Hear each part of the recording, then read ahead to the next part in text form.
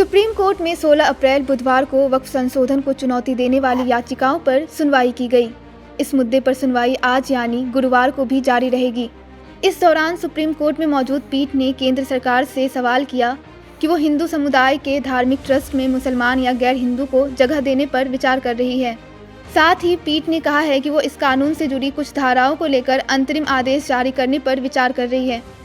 वहीं दूसरी तरफ केंद्र सरकार की ओर से पेश हुए सॉलिसिटर जनरल तुषार मेहता ने इस कानून का बचाव करते हुए तर्क दिया कि इन सभी चिंताओं को संयुक्त संसदीय समिति के साथ संसद में हुई बहस के दौरान भी उठाया गया था, जिस पर केंद्र सरकार ने विचार किया।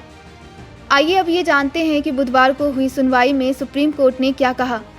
मुख्य न्यायाधीश जस्टिस संजीव खन्ना की पीठ ने कहा है कि वो इस मामले में कुछ अंतरिम आदेश पारित करने पर विचार कर रही है। पहला ये कि अदालत ने जो भी संपत्तियां वक्फ घोषित की है उन्हें डिनोटिफाई नहीं किया जाएगा। उस प्रावधान पर भी रोक लगाने का विचार है जिसमें कहा गया है कि अगर किसी संपत्ति के सरकारी संपत्ति होने पर विवाद है तो जब तक नामित अधिकारी विवाद का फैसला नहीं कर लेता तब तक उसे वक्फ संपत्ति नहीं माना जा सकता।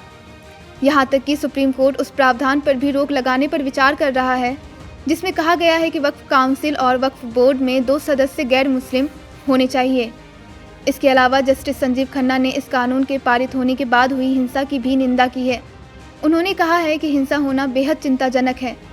उन्होंने आगे कहा कि वे सोचते हैं कि सिस्टम पर दबाव बना सकते हैं। इसके साथ ही उन्होंने कहा कि कानून के सकारात्मक बिंदुओं को जरूर बताया जाना चाहिए। वहीं प्रतिवादी पक्ष की ओर से कई वकीलों को सुना नहीं गया है, जिस वजह से आज दोपहर 2 बजे से इस मामले पर फिर से सुनवाई होगी। Bureau report, India.com।